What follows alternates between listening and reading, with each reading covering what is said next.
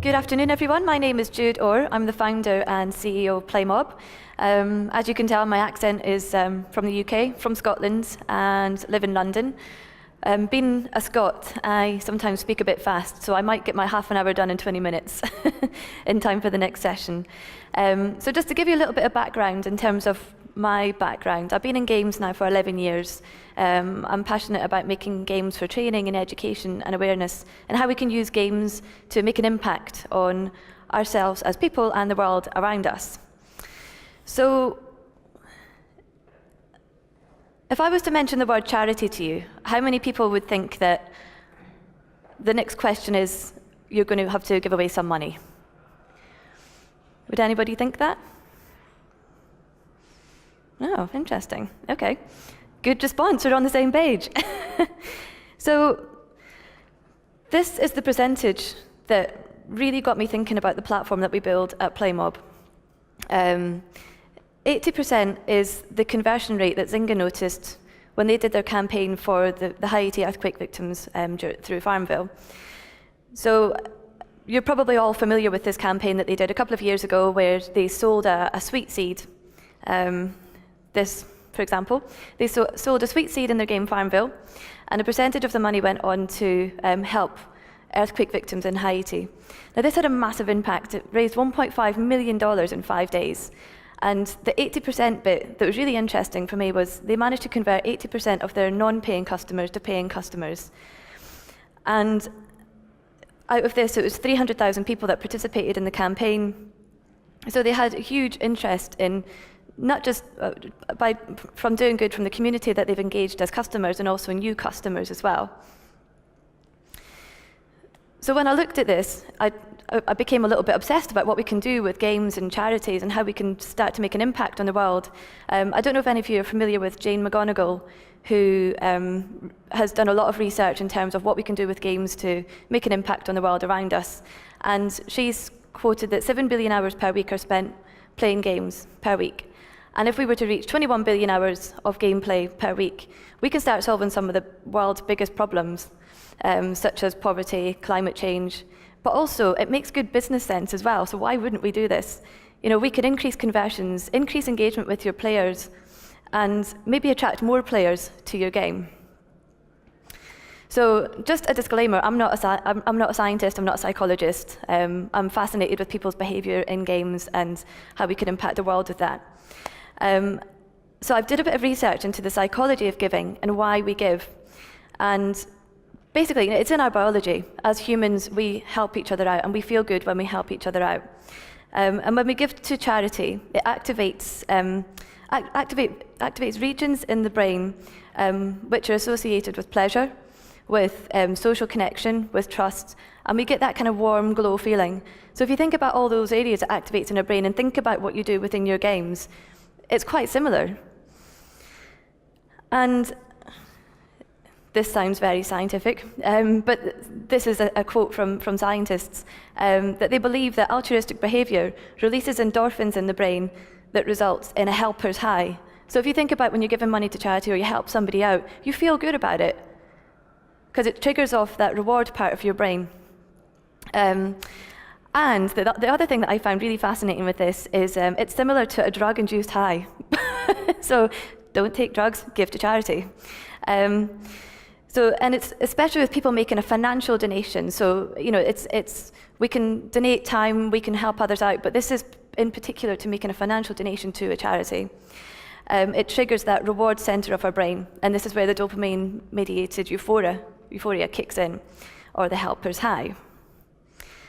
But the bottom line is, it makes us happy. It makes us happy as people, and that's what we're trying to do with our games. When we build great games, we want our players to be happy. We want our players to play more, we want our players to tell their friends, and we want our players to be really engaged. So connecting with the charity makes really good sense for your game too. So I just wanted to talk about some of the campaigns that we've helped out over the past year. So we started building our platform last year, towards the end of last year. And it was a big challenge because we actually started the company in 2007 by making games for training, education, and for awareness. And then we completely pivoted the business because we identified a great opportunity in this space. We thought, well, why don't all game developers do this? And is it because of lack of time, resource? Is it because they just don't know the impact that a charity can make on their game? So we set out to make a platform which, within 2 hours, you can connect to a charity and have a campaign up and running. We do all the heavy lifting with the charities, and we actually work with the charities to make sure that the campaigns are promoted through their massive networks too. So this is an image from one of our first campaigns. We worked with a charity called SOS Children in a game called Parallel Kingdom. And we managed to provide it was about 1,400 children in East Africa with meal vouchers. And these were orphan children who, SOS Children's Villages create villages in Africa where children can stay and have foster parents and try and lead a normal life. So we managed to impact, a faraway part of the land. But the great thing about this campaign was that players got so engaged that they recreated the village that nobody had really heard of before. It was a village called Marsabit in Kenya. They recreated this within the game as a place to remember the campaign and the good that Parallel Kingdom players did, and they wanted to do more. So in their forums, in the game, they rallied round and found out what other charities players would want to support. This was run through Sneaky Games. This was to support reforestation, and it was quite a recent one. So we planted 900 trees in Madagascar. And again, the players, after they see the impact, they were rallying around, figuring out what they want to do next. But during the campaign as well, the interesting thing was that they come together and encourage each other to do more. So for example, on our platform, every game has a games page. It's very transparent, and that's to make sure it's all within regulations of fundraising. So we can see in real time how much has been raised, how many items have been bought for that charity and the charity that it's linked to. So the players would see that they've planted 450 trees and they'd want to get to 500, they'd want to get to 600, and it's time-based as well. So you can do a campaign in a weekend, a week, a month. And we've got some that continuously run as well, but we would recommend to do them as a time-based campaign. And these are some of the kids as well. I mean, the great impact about reforestation is it's not just planting trees and an environmental cause, it's humanitarian as well. So people are then provided with jobs to maintain these trees and start making a living for themselves by planting trees and reforestation and trying to halt global warming. And this is another campaign which we're about to do the similar one next week for basically homeless people in New York. This year it's going to be in the Bronx, and we're providing Thanksgiving meals to those who are homeless. So in America, obviously, Thanksgiving is a massive thing, but a lot of people can't celebrate it because they don't have homes or the food to be able to enjoy a Thanksgiving meal. So last year we provided, I think it's over 700 or 800 meals to people, which, these are the real pictures that were sent to us just after the campaign. And that's a big thing about what we do as well, is we make sure that the charity are very, very active in terms of sending us the information back, so we can share that with the player base to say, this is what you guys did, this is the impact that you've had. And I've got just a short video clip from Pear Blue, who are a games company that we've worked with. This is going to be their 4th campaign that they do next week.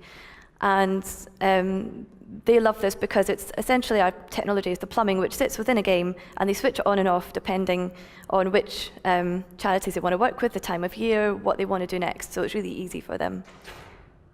Oh, sorry, that's the video's coming next. This is another charity. We had you can actually make it quite competitive for players as well. So this one was a dogs and cats campaign, so dogs versus cats.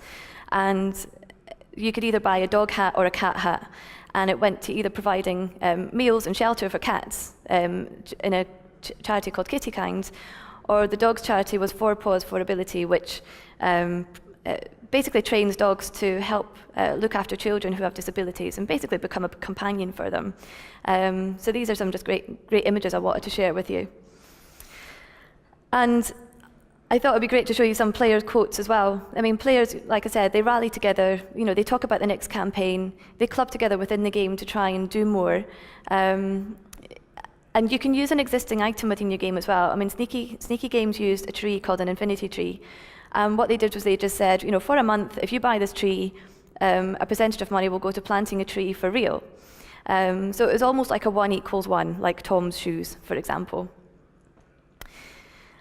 And I think this is a great quote as well, because this player has said, when was the last time Grand Theft Auto or World of Warcraft did an in-game promotion to help others? I think World of Warcraft have done it a couple of times before, but I think in terms of what we do is we pull this all together and show you the massive impact that's been made through games.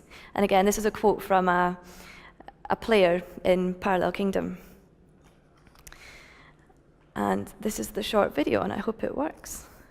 Oh God, there's no sound.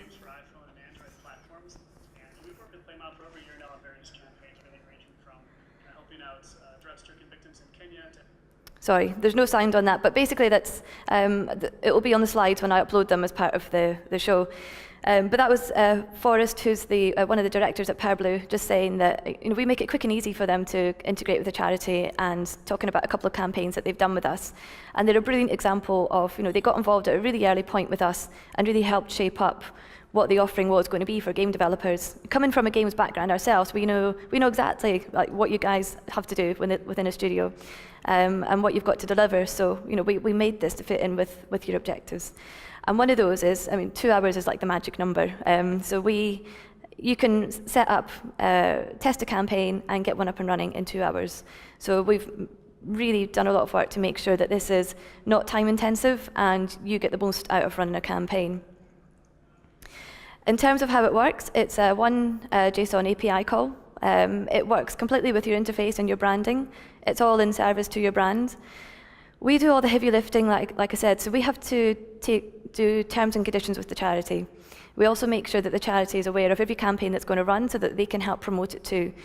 And we work with them to make sure that they understand the power of their networks, and hopefully use that as a way to be able to drive traffic to the game, to show people the great work that you're doing within your game to support this cause. So it's almost like two worlds coming together.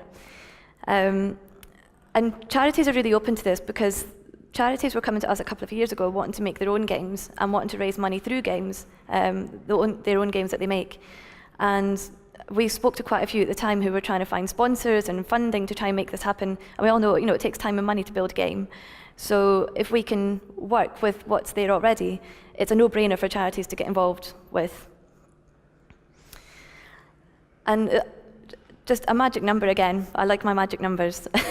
But a number I mentioned at the beginning. So at the moment, we spend 7 billion hours per week playing games. And we're trying to align with Jane McGonigal here and get players playing for 21 billion hours of gameplay time per week. And I suppose that's great news for game developers and studios and publishers, because we want people playing more because we can do more good.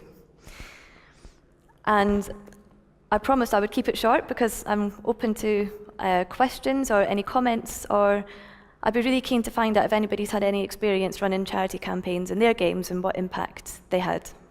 Thank you very much for listening. I know this was a bit of an abstract session, so I appreciate you came along and took time to listen. But if anybody wants to grab me and has any questions afterwards, I'll be around for the rest of the day. Okay, thank you.